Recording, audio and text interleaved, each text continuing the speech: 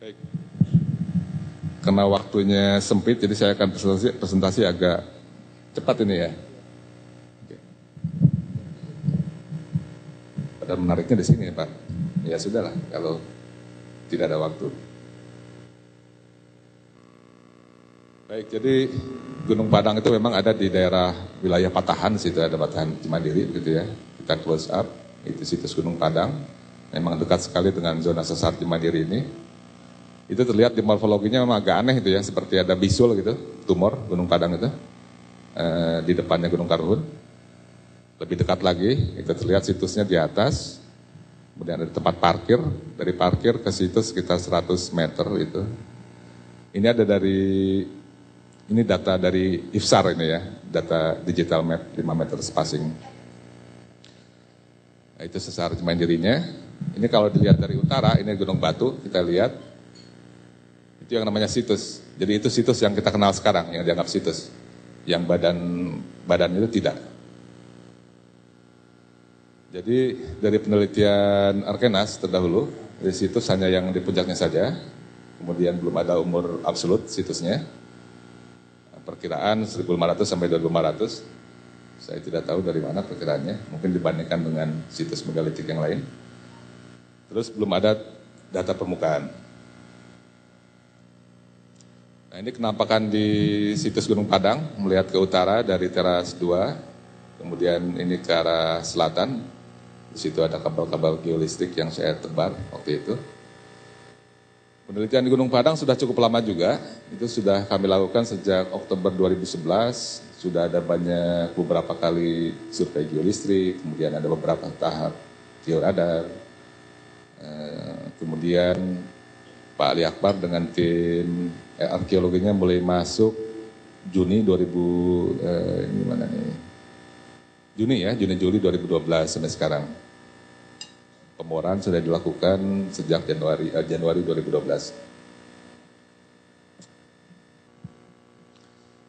Ini dari Pak Ali Akbar ini, jadi dari penelitian beliau ini intinya bahwa undak-undak itu, teras-teras batu itu ada sampai ke bukit, tidak hanya di situs atasnya saja.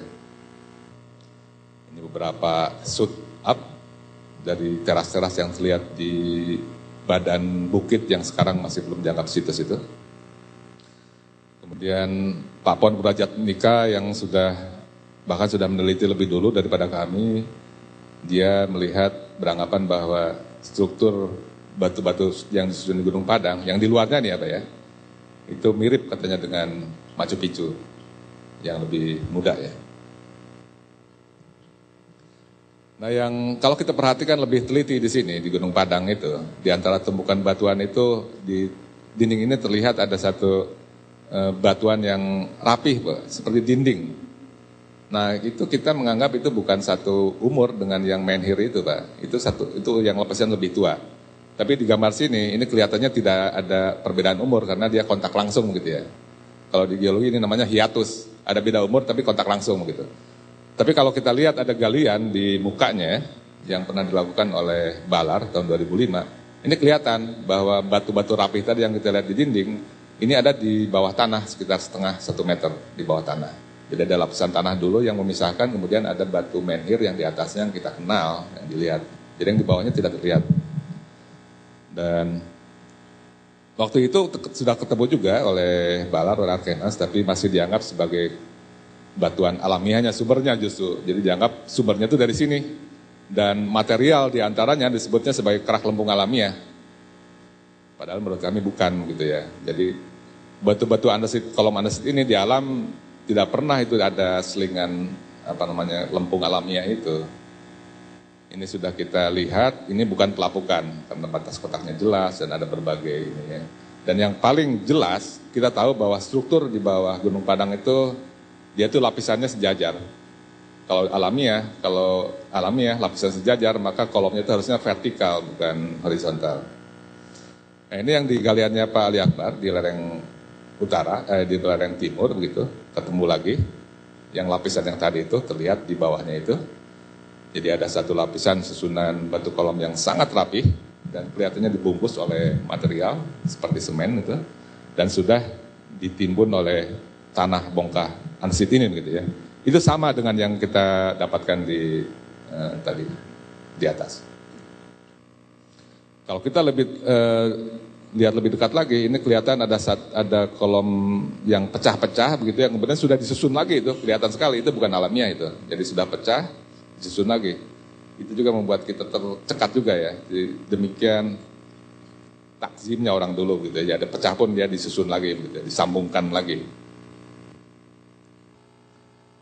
Dan semen-semen ini dari bornya Pak Andang itu ternyata sampai 15 meter masih ada itu ya. Jadi ada kolom andesit, kemudian ada semen-semen. Ini jelas bukan pelapukan.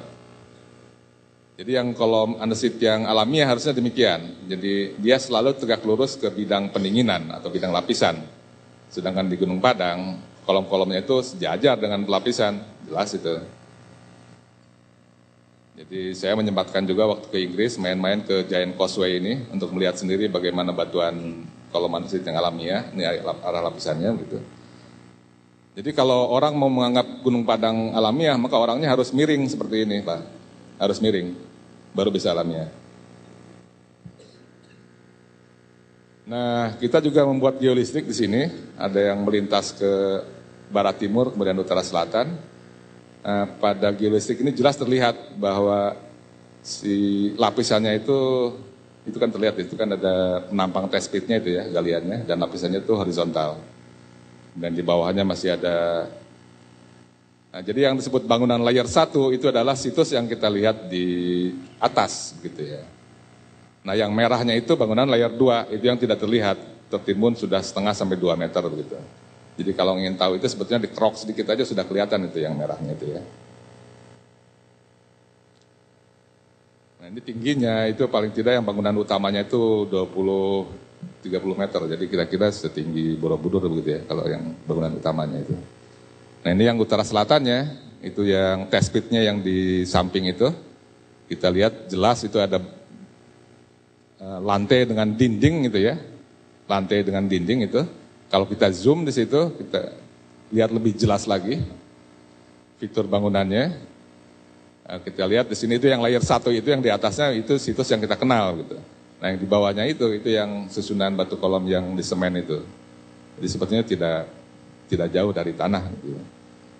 Dan malah kita bisa, di bawahnya masih ada lagi layer 3-4. Satu-satu saja ya Pak ya. Jadi kalau dalam istilahnya itu yang di bawah itu masih data geologi, tapi yang sudah digali oleh Pak Ali Akbar sehingga terlihat itu yang sudah menjadi data arkeologinya gitu. Nah, kalau kita lihat di sini, itu terlihat juga malah bangunan yang di bawahnya itu sudah roboh atau longsor begitu ya. Perhatikan itu yang merahnya itu kan, kalau yang di sebelahnya horizontal, yang di sebelahnya lagi agak miring gitu. Bahkan kelihatan ada dinding yang roboh, ada dinding yang bengkok juga gitu. Nah, berikut ini kita lihat yang lebih besarnya lagi dari georadar. Georadar itu dia memindai bawah permukaan dengan refleksi dan refraksi dari gelombang elektromagnetik di sini. Sehingga kita bisa melihat strukturnya. Ada berbagai antena yang kita gunakan, berbagai frekuensi dengan ketelitian yang berbeda gitu ya, resolusi dan penetrasinya. Satu tes. Kita sudah melakukan georadar cukup intensif juga, lintasan-lintasan yang kita lakukan. Bahkan ada yang di bukit yang lain juga ada, yang di samping-samping. Kemudian geolistrik, ini alatnya. Kira-kira prinsipnya geolistrik ini diterbar elektrodanya, kemudian resolusi dengan kedalaman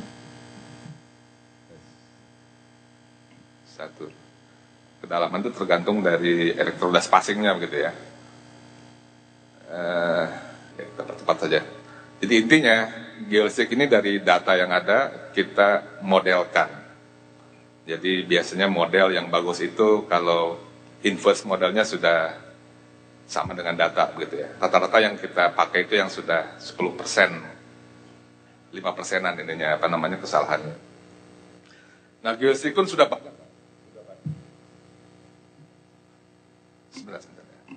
Sudah banyak, ini sudah kita grade begitu seluruh bukit. Kemudian juga sudah ada real 3D survey-nya di atas. Operator udah nyuruh saya berhenti nih. Tapi nanti, ya, baik. Jadi ada cukup banyak yang seluruh bukitnya begitu, ada 18 yang barat timur, ada yang 7 yang utara selatan, hanya beberapa aja yang akan saya perlihatkan dalam penampang ini, itu yang di panah begitu ya. Ini yang utara selatan, kita lihat bahwa Gunung Padang ini di bawahnya dibangun oleh ada satu lapisan merah itu, resistivity tinggi, itu dari pemboran itu adalah satu lava andesit, yang di bawahnya, yang di atasnya itu adalah susunan batu-batu kolom andesit yang sudah disusun ulang. Nah, di situ ada satu very high resistive body itu ya. Jadi kalau kita naikkan ininya, legendanya, terlihat bahwa yang di tengah itu resistivitasnya sampai 100.000 ohm meter, jadi tidak menghantar listrik gitu ya. Kemungkinannya ada dua, sangat-sangat solid atau void, hampa udara. Kalau melihat posisinya ya lebih ke arah void. Nah, ini yang lebih besarnya begitu ya, sama memperlihatkan struktur di bawahnya yang merah itu, yang lapisan lava andesit itu. Ini kalau orang Sunda bilang ini bentuknya mirip kujang ini. Mirip kujang ya.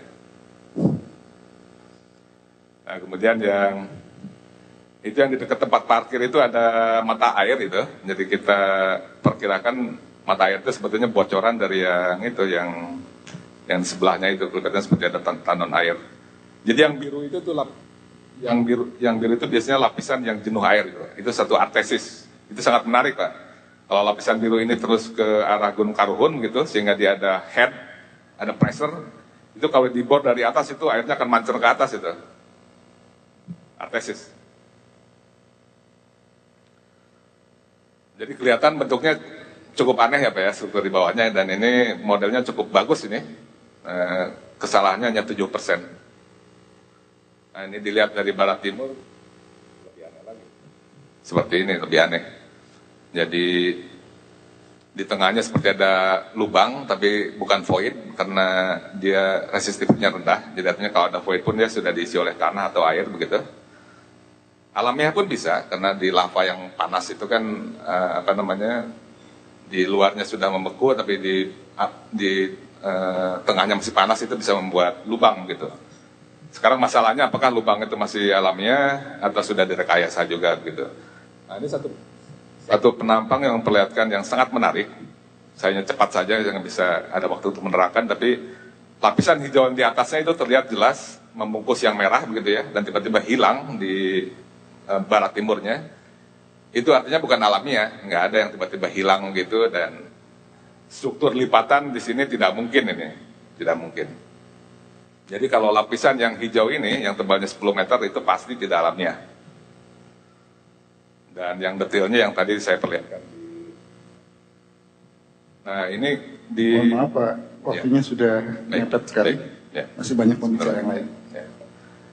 Jadi si intrusinya sudah kita temukan juga. Jadi memang itu satu intrusi lava di Gunung Padang ini. Dan lavanya mengalir ke utara. Kemudian ini dari georadar gitu ya. Yang menariknya, yang batu kolom bersemen itu dia masih ada di atas yang ada di situ, yang di 5 meter itu ada satu garis yang hitam itu adalah lapisan pasir kerikil itu. Diskontinuitas yang tinggi, jadi aneh itu Pak. Jadi ini sudah kita bandingkan juga antara georadar dengan geolistrik begitu ya, dan ada persesuaian yang bagus di sini. Ini lintasan dari utara ke selatan.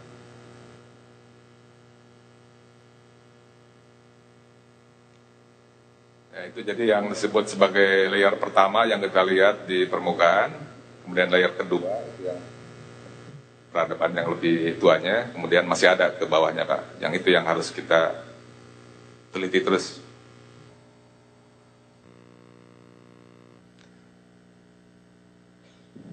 Baik, ini saya cepat saja juga. Jadi ada yang dua yang sudah dibor, ada bor 1 di situ, kemudian bor 2 di situ di dekat kelas 5. Ini menariknya itu ada October di bawahnya. Ini menariknya kalau kita lihat itu yang lubang bornya terlihat di situ yang merah itu resistivitinya sangat tinggi 50.000. Tapi di sebelahnya kan ada yang merah juga ya. Itu bukan lubang bor itu. Nah sebelahnya. Itu bukan lubang bor. Jadi ya, ya Pak. Jadi akan sebenarnya cukup banyak yang menarik, mungkin nanti ada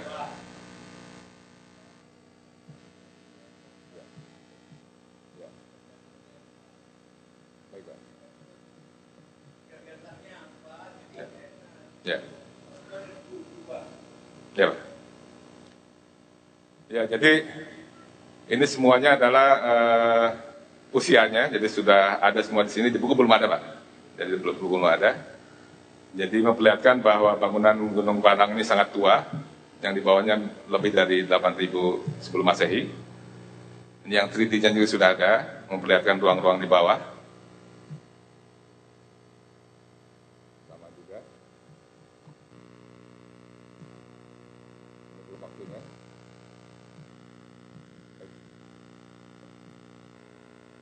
Baik, demikian.